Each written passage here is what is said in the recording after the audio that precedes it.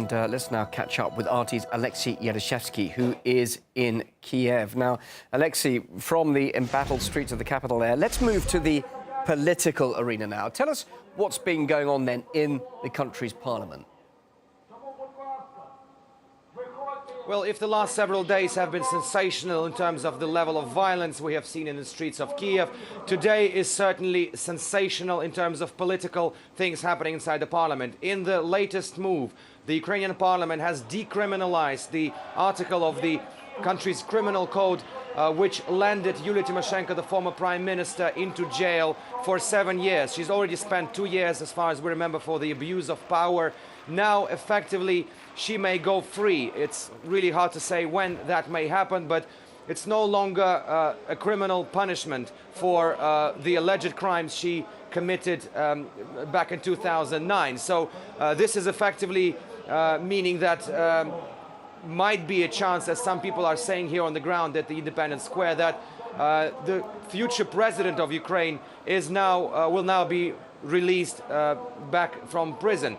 Obviously, this is directly connected to the fact to the new peace treaty which the opposition and the president have managed to sign, which creates a chance for an early presidential election. The date has not yet been set, but now the speculation is rife that this may be between August and December this year, not in January next year, as it was supposed to be.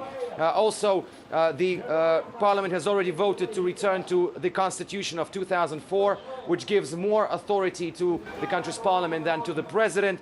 And also, there are many other important laws have been accepted by, passed by the Rada, by the parliament today, such as decriminalizing all those who took part in the protests and aiding the families of those who were injured in those protests from both sides, from the side of the police and the side of the protesters. It's also a meaning that things are looking really grim for the ruling party, because we have already had reports that many deputies, several dozen deputies, have defected from the ruling party to the opposition, and despite what seems to be huge concessions coming from the president, the Independence Square is still filled with people. It's unclear whether they will actually go home, because if we look in a nutshell, they got what they wanted. They will be changing the president sooner than they expected.